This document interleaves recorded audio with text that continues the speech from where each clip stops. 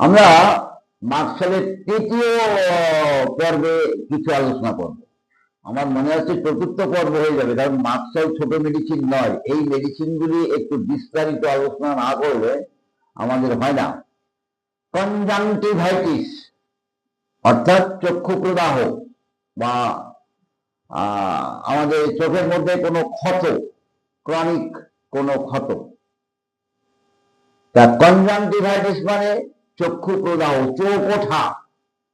যদি স্পোরাডিক্যাল ভাবে বা এপিডেমিক ভাবে চোখ ওঠা হয় তাহলেও আমাদের মার্কশাল কাজ করবে।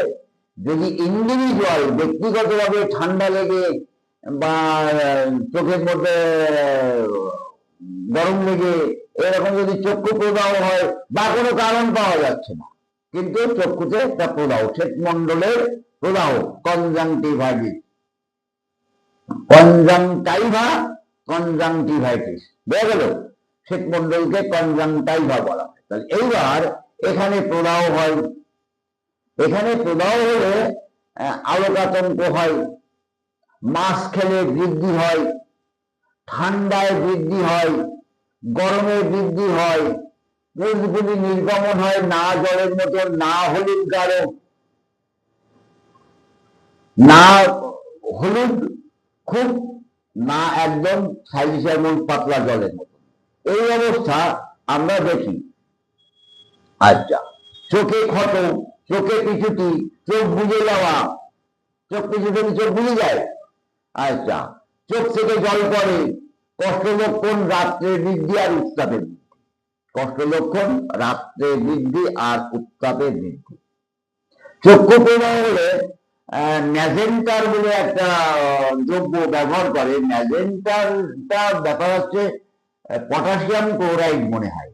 ওই কুয়ো পরিষ্কার করে, জল পরিষ্কার করে, কালো কালো দানা জলের মধ্যে লাল হয়ে যায়, ওটা অনেক সময় ব্যবহার করে।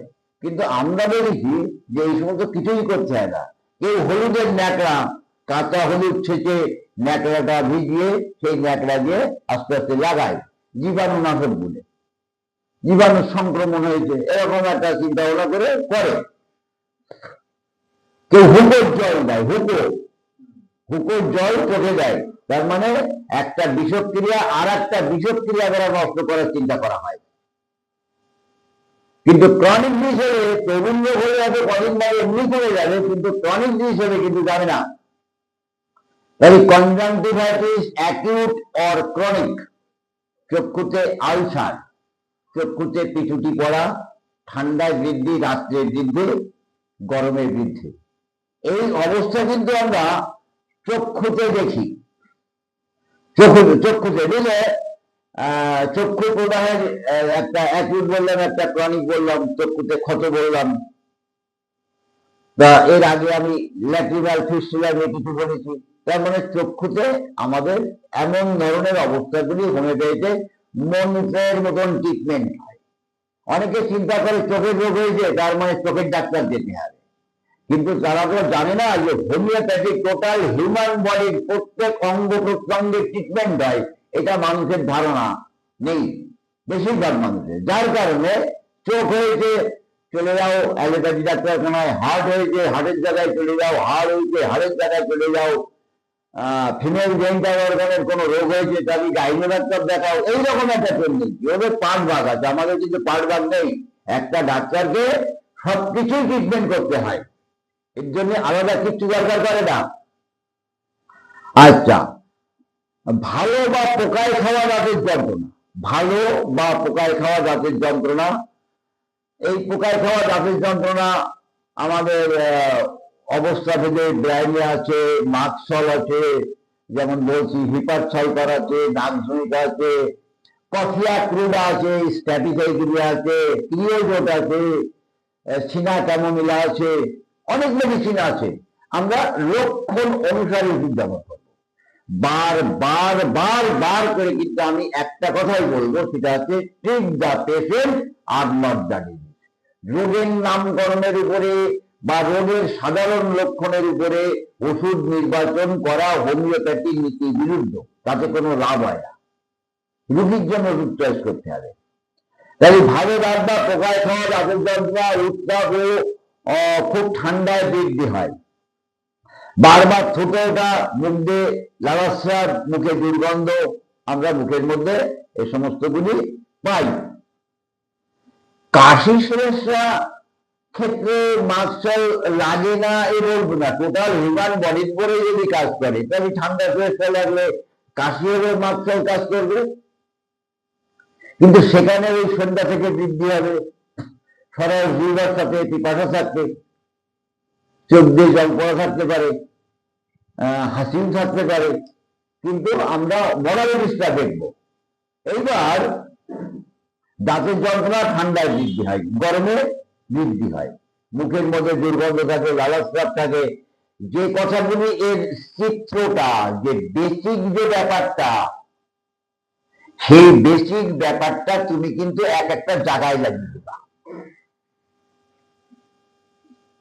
ধরো তরুণ লিভারের প্রদাহ বা ইনলার্জমেন্ট লিভার, ইনলার্জমেন্ট লিভার, লিভারটা বড় বা লিভারের প্রদাহ, পিত্ত নির্গমন,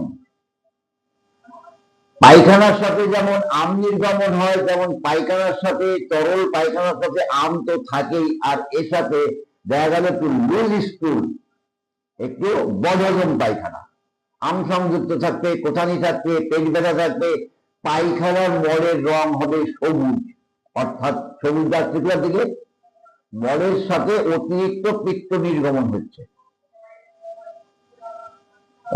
অনেক সময় পিত্ত নির্গমন হয়, সবুজ হয়, সাদা হয়, অর্থাৎ পিত্ত নির্গমন হয় না।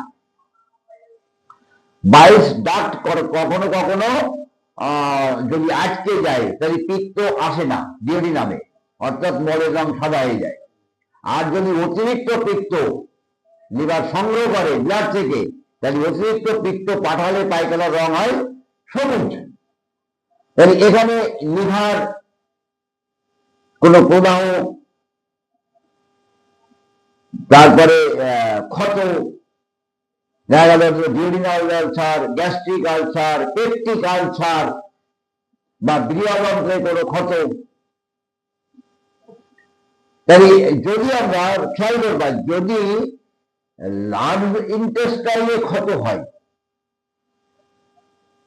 এবং ascending colon, transverse colon, descending কোলনে বা রেকটামের উপর নিচে যদি কোনো ক্ষত হয়, রক্ত পড়বে, তাজা রক্ত, বা রক্তটা পায়খানার গায়ে থাকে, রক্তটা একটু তাজা তাজা থাকে, সেটা আমলের সাথে হতে পারে।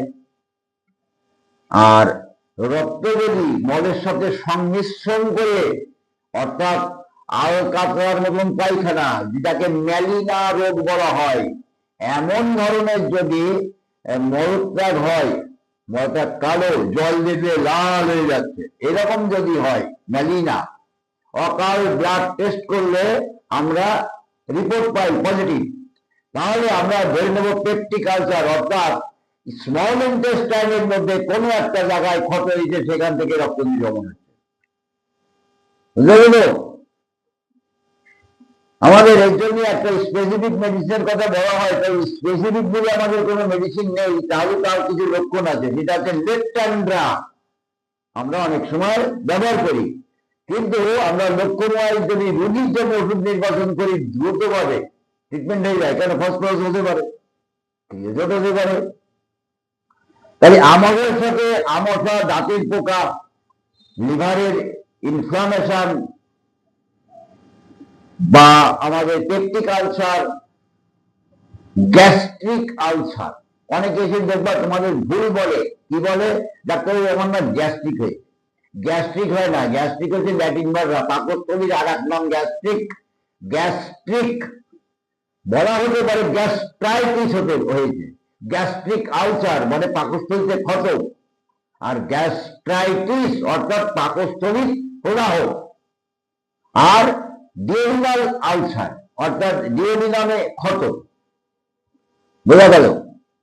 আর ডিওডিনাম থেকে শুরু করে পেটের মধ্যে কোথায় ক্ষত হয়েছে বলতে পারবো না, তবে রক্ত নির্গমন হচ্ছে, পেপটিক আলসার, এই ধরনের অবস্থাগুলি আমরা নামকরণ করি এবং সিদ্ধান্ত করি। তাহলে আমাদের বাকি থাকলো এবার স্কিন থাকলেও male and female genital organ নিয়ে আমাদের কিছু আলোচনা হবে। আবার চিত্রটা একবার বলে দিই। শৈলশিক ঝিল্লিতে এর ক্রিয়া, আর গ্ল্যান্ড, হাড়, রক্ত এইগুলি আক্রান্ত হয়। এই আক্রান্ত হওয়ার সাথে সাথে এই রোগ লক্ষণগুলি, যন্ত্রণা, ব্যথা, কষ্টগুলি সন্ধ্যা থেকে বৃদ্ধি হয়। সরল জিহ্বার সাথে পিপাসা, জিহ্বা থলথলে, দাঁতের দাগযুক্ত, আর প্রচুর দুর্গন্ধ, ঘাম, দুর্গন্ধ, লালা নির্গমন হয়। লালাগুলি অনেক সময় ক্ষতকর থাকে। মানসিক ভাবে দেখা যাচ্ছে একটু মোটা বুদ্ধি যুক্ত, আর একটু অস্থির, বুঝলেন? অস্থির এবং মোটা বুদ্ধি। রাত্রিবেলায় এই রোগ লক্ষণগুলি বাড়ে। ঠান্ডায় বাড়ে, গরমে বাড়ে। রাত্রে বাড়ে, ডান পাশে চেপে শুনে বাড়ে, বাম পাশে চেপে শুনে উপশম হয়। বোঝা গেল? এই লক্ষণগুলি কিন্তু আমাদের খুব গুরুত্বপূর্ণ, বেসিক। এই বেসিক লক্ষণের সাথে আমরা আমাশয় বা মলের সাথে রক্ত নির্গমন, বা উদরময়ের মল, উদরময়ের মল হলে, পাতলা মল হলে তার মধ্যে আমের আধিক্য বেশি থাকে। সবুজ রঙের অনেক সময় মল থাকে, সাদা মল হতে পারে, সাদা মল হতে পারে, ক্যালকুলেটার ব্লিগনল অনেক সময় সাদা মল হয়। তো এইরকম আমরা যদি লিভারে কোনো ইনফ্লামেশন হয় এবং বাইশ ডাক যদি কোনো ক্রমে আটকে যায়, তাহলে দেখা গেল পিত্ত নির্গমন হয় না, বাস্তবে সাদা মল হতে পারে। কিন্তু এইটা কথা না, কথা হচ্ছে তার বেসিক লক্ষণটা তার মধ্যে আছে কিনা, এই বুঝে কিন্তু আমরা মাস্কল ব্যবহার করব। জ্বর, জ্বর প্রত্যয় সন্ধ্যা থেকেই। ক্রনিক ফেভার, অ্যাকিউট ফেভারে মাস্কল খুব কম লাগে, দেখেছি। অ্যাকিউট ফেভারে মাস্কল কম লাগে, অনেক দিন ধরে জ্বরে ভুগছে, সন্ধ্যা হলেই জ্বর। আর যদি বোঝা যায় যে জ্বর রাত্রে কখনো আসে না, তাহলে কি মেডিসিনটা কি হবে? হ্যাঁ, চায় না। জ্বর চায় না, জ্বর কখনো রাত্রে আসে না, দিনে আসে। তাহলে এখানে দেখা যাচ্ছে মাস্কলের জ্বর সানসেট, অর্থাৎ সূর্য তলিয়ে যাওয়ার পরে মাস্কলের জ্বরটা স্টার্ট করে। বুঝতে গেল? এটা অনেক দিন ধরে চলছে। তার সাথে একটা এনিমিয়া এসে গেছে, তার সাথে একটা এনিমিয়া ভাব এসে গেছে। এইরকম যদি লক্ষণের সাথে তার পিপাসা, মুখ দিয়ে দুর্গন্ধ, লালাস্রাব, ধর্মপ্রবণ, ঠান্ডা বৃদ্ধি, গরমের বৃদ্ধি, ডান পাশে চেপে শুনে বৃদ্ধি, বাম পাশে চেপে শুতে পছন্দ করে, তাহলে আমরা মাস্কল দিয়ে দেবো। কয় ডোজ লাগে? 2 থেকে 3 ডোজ। ডোজ না, এখানে আমরা যদি বলি 2 থেকে 3 বার খাওয়ানো লাগে। জলের সাথে সংমিশ্রণ করে প্রত্যেকবার ঝাঁকি দিয়ে যদি 3 দিন ভোরবেলায় খাইয়ে দেওয়া যায়, তা ও 3 মাসের রাতে জ্বর ও কিন্তু কাটিয়ে যায়। এই ধরনের ক্ষেত্রে যে আর পোটেন্সি পরে লাগবে না, এটা বলা খুব কষ্টকর। তবে 200 দিয়ে যদি স্টার্ট করি, হয়তো 1000 ডোজ লাগলো, এরকম ব্যাস হয়ে গেল ট্রিটমেন্ট। রাতে জ্বর, সানসেট টু সানরাইজ। আচ্ছা, ঘাম হলেও কিন্তু জ্বরের রেঞ্জ আর নাই। আমরা অনেক সময় বলি রোগী ঘেমে গেছে, এবার জ্বর কমে গেছে। না, ঘাম এটা কিন্তু দেখো, ওই যে জ্বর সেই জ্বরই আছে। জ্বর আছে কিন্তু ঘাম হচ্ছে, জ্বর আছে কিন্তু ঘাম হচ্ছে। ঘামে জ্বরের কোনো উপশম হয় না, এটা বিশেষ লক্ষণ। জ্বরে ঘাম হলে জ্বরের কোন রকমের উপশম হয় না, মাস্কলের একটা বিশেষ লক্ষণ। একটা লক্ষণ সমষ্টি দরকার, একটা লক্ষণ না, লক্ষণ সমষ্টি দরকার। আচ্ছা, সিফিলিস। এবার সিফিলিস নিয়ে আমি পরবর্তী এপিসোডে বলবো, এটা এই প্রথম